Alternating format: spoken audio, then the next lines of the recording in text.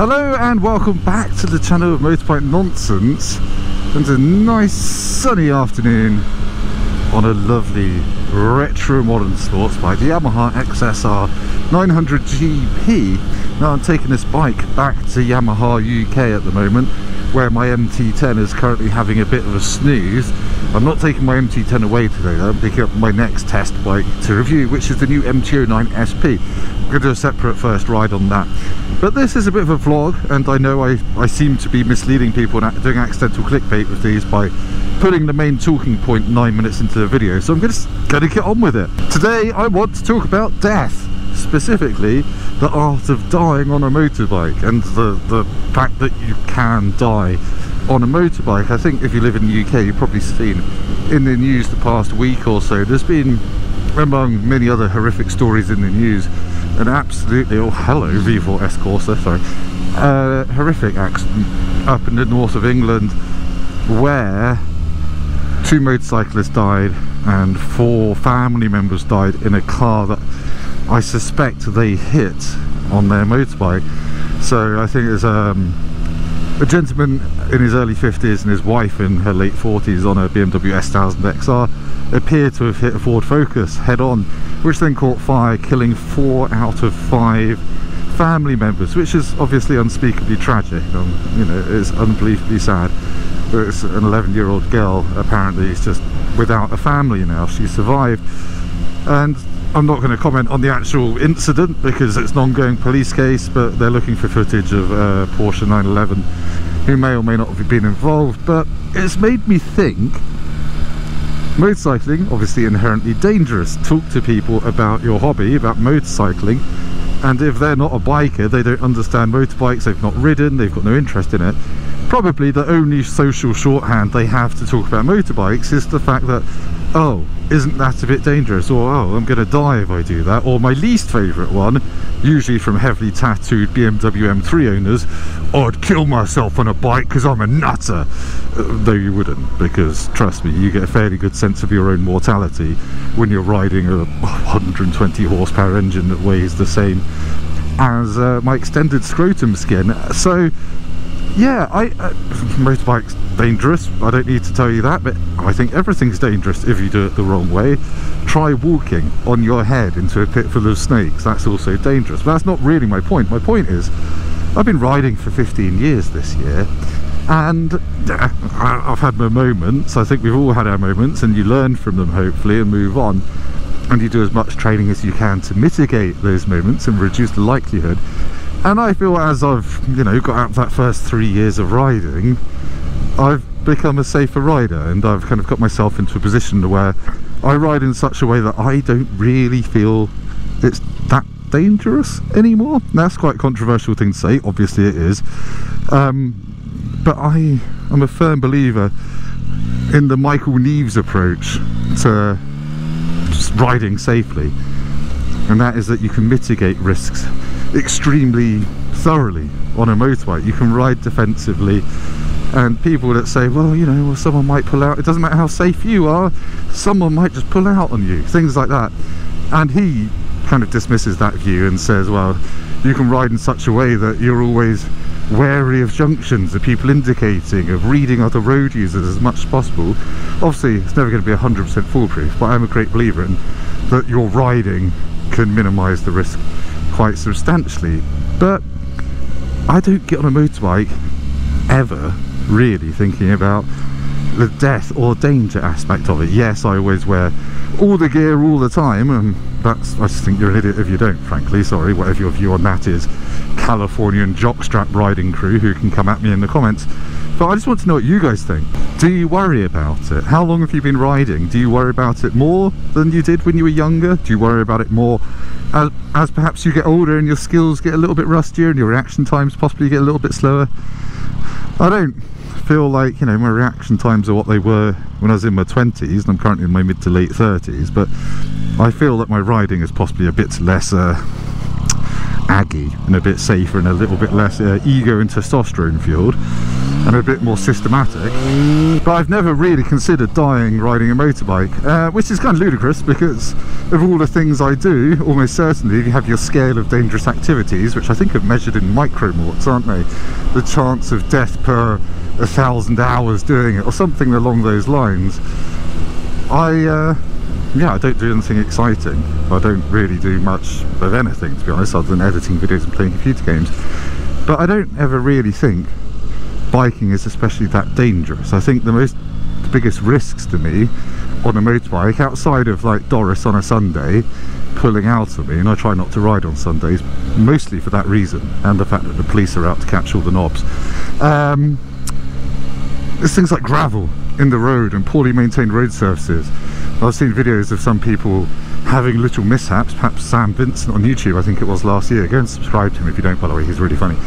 On his KTM 1290 Super Adventure, he was following another car on a country road, and the car had hidden or masked a patch of gravel in the middle of the road, which he hit in the middle of the corner and had a little quite low speed tumble. But you know, whatever, things like that I feel are a greater risk than other road users.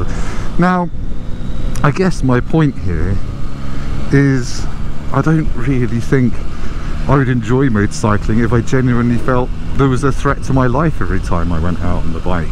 Yes, I don't really get a thrill out of going 100 miles an hour everywhere. I get a thrill out of riding neatly and doing a nice set of corners kind of satisfyingly and with confidence on a nice machine. I get as much for enjoyment out of a nice machine as I do riding quickly. And I can't ride quickly most of the time, because most of the time I'm filming for YouTube. Anyway, that's another topic. But this whole situation has made me slightly wonder that I'm just a bit of an emotionless psychopath who doesn't really worry about the dangers on a motorbike. I think it's so baked into my riding to not get in danger that I focus more on the enjoyment side of it and getting from A to B and testing bikes and thinking about the bike rather than, oh god, oh no, that car's going to kill me. And I mean, yes, I'm not saying there aren't knobs on the road, but I think you can probably spot them after a while and predict that, oh, that car is not looking my way, they've not made eye contact with me at that junction, they're going to pull out of me. You have to treat every ride like a bit of a hazard perception test, which is part of the UK driving test, where you sit in front of a computer screen and instead of watching hours and hours of Disney remakes, you have to watch people trying to kill you, virtually. Actually, no, I'm not getting down there because I always get confused. I'm going to go up here. I think perhaps the biggest learning experience through my biking career, really, the thing that's probably made me safer, is not going for slightly risky overtakes like that one.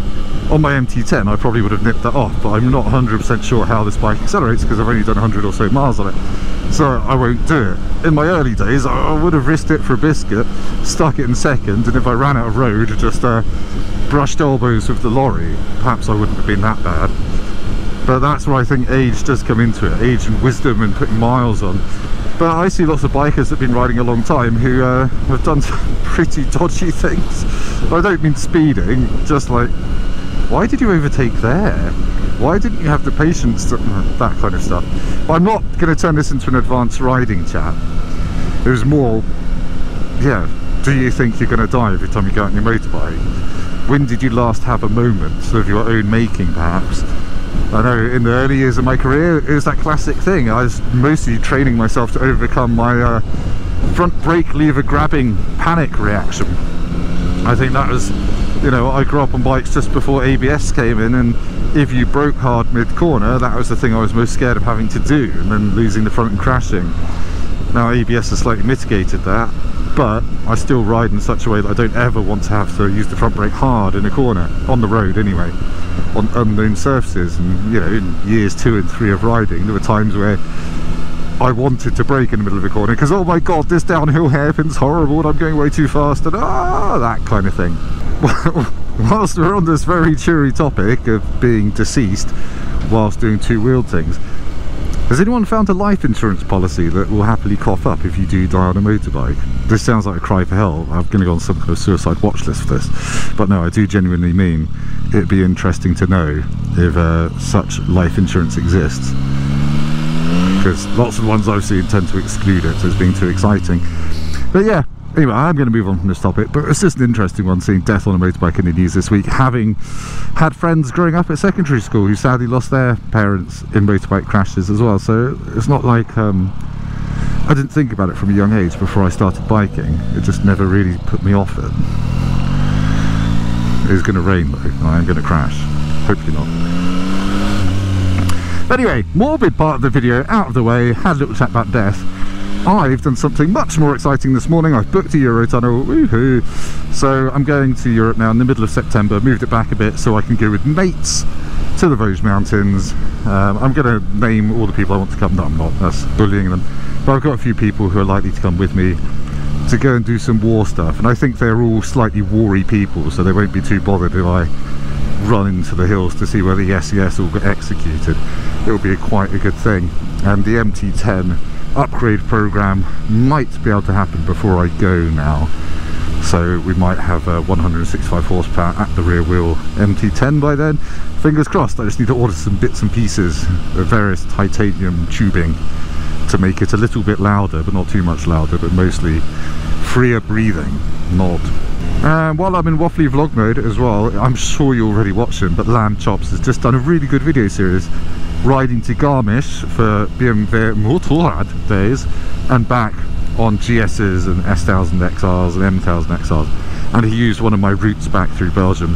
He never seems to get my name quite right, but I don't mind. He's getting on a bit. He calls me Tim Rhodes, which I think is more exotic. Tim Rhodes, I see that as being spelled R-H-O-D-E-S. So it's, oh my goodness, he's actually calling me a rather exotic island in the Mediterranean, which is better than whatever Irish, Scottish bastardisation of surname I currently have.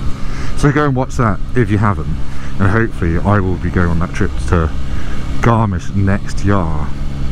Next year, possibly on the new GS Adventure, which I don't mind the look of because it looks like a lunchbox that can go off-road. It's quite entertaining. Oh, actually, speaking of war, God, this is a dark one, isn't it? Speaking of war and all that great stuff and the history that I'm going to investigate in France, I went to a really, really great festival the other day. It wasn't Glastonbury, it wasn't music, it wasn't Coldplay.